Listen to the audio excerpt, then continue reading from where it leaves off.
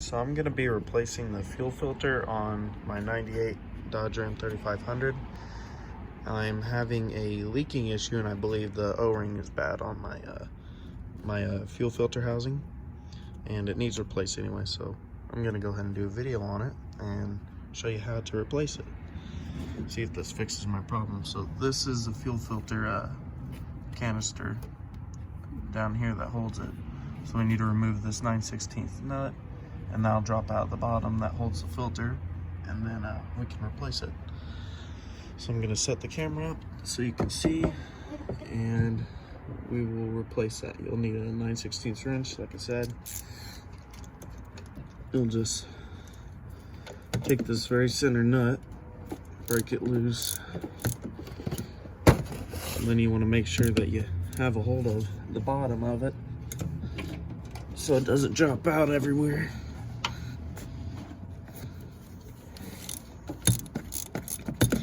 And for me, of course the camera would fall.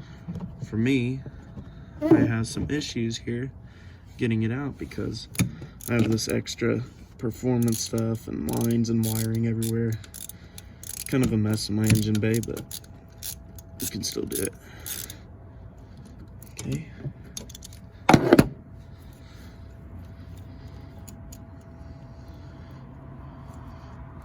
Alright. I usually typically replace my fuel filters whenever I do an oil change. So along with the service job, just a good rule to do. So it's out of the way and everything's done at once. So you don't have to do what I do and replace it out of nowhere because your O-ring went bad. So after you break that loose, you might have to give it some persuasion to get off of there. And then it'll come loose, fuel will go places everywhere. And you just kind of got to work it out of here between the fuel lines and all the wiring without dropping it and making a complete mess.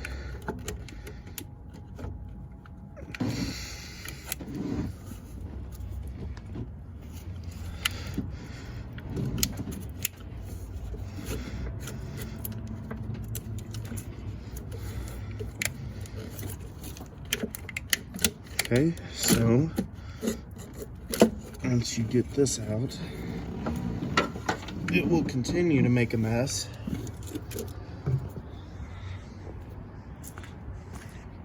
And then you can take it over here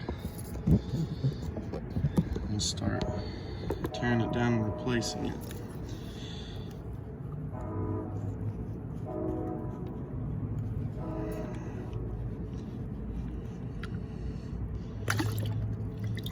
Kind of let it drain a little bit, save as much fuel as possible, unless you have a bunch of crap in the bottom of this and you'll just have to dump it.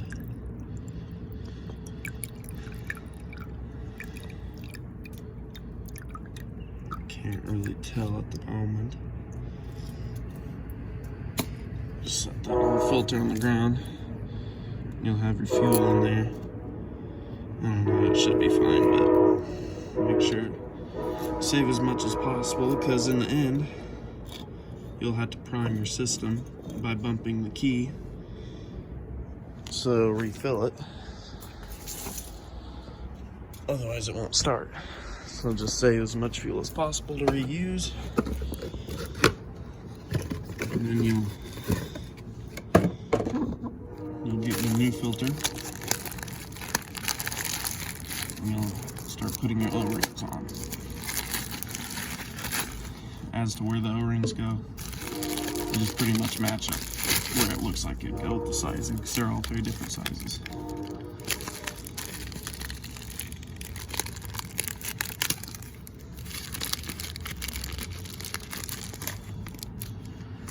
So you get this medium-sized one, larger one, and the small one here.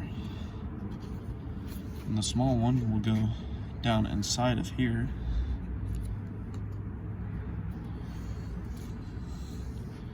Okay, maybe I lied. Yes, I lied.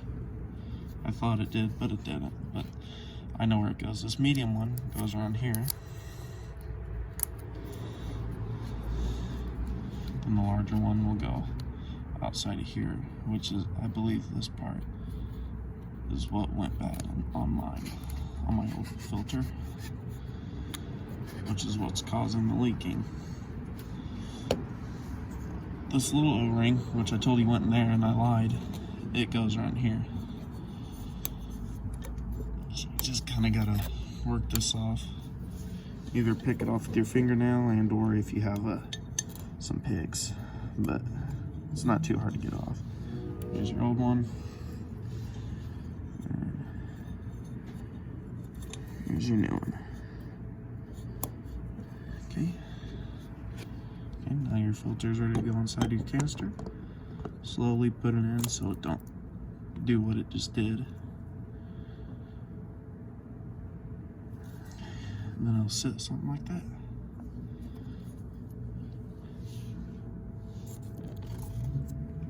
Now try to go back in the truck.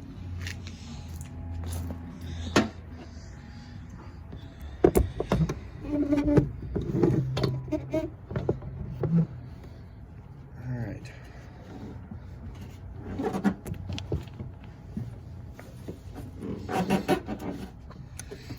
Now you're going to try and work it back through the way you got it out.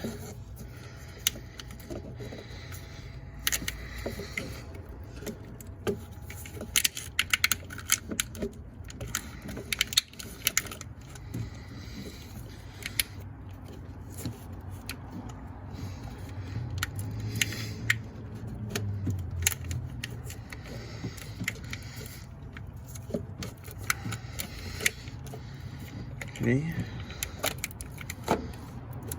Now, at this point, you just reverse what you did earlier. And guide it back up in there.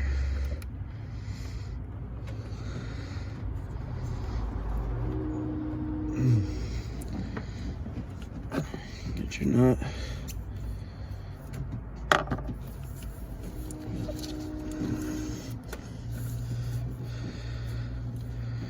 Make sure nothing's in your way, okay? Make sure it's seated properly. This little lip here on the top of that faces downward. It'll seat itself inside of this hole here that the stud goes through.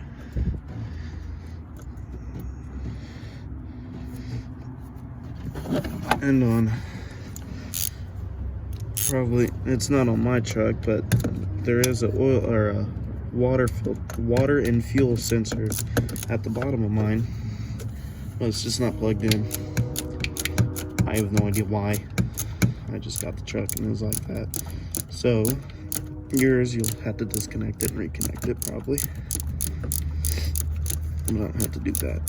So once you'll snug it up fairly decently. Don't go too crazy on it, but make sure it's nice and tight.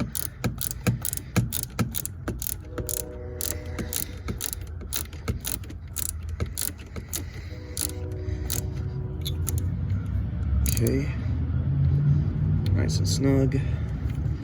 Now you're done. Now you're ready to prime it, start it, and then you're done.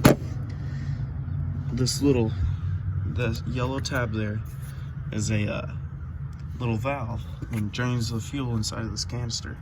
You turn it, you'll hear it starts to go out, and make sure you got it closed so you're not leaking fuel everywhere. So now we're done up here. Now we're ready to go prime it, start it up, and be on our way.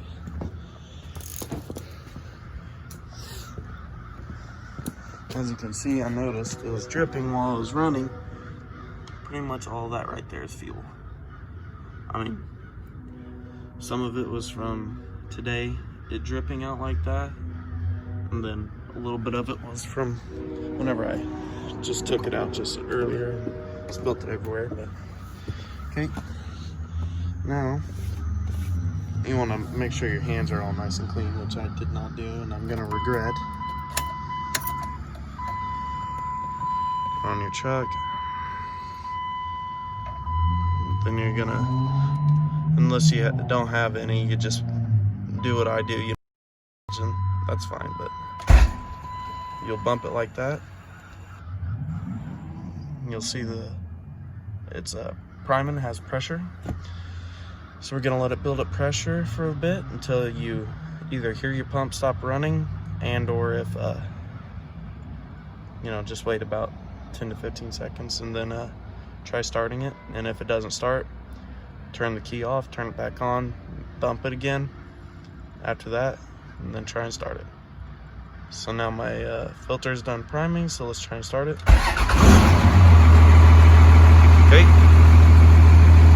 started right up, 23 psi, right where we want to be. And then you're gonna go over here and make sure you don't have any visible leaks, and then you're done.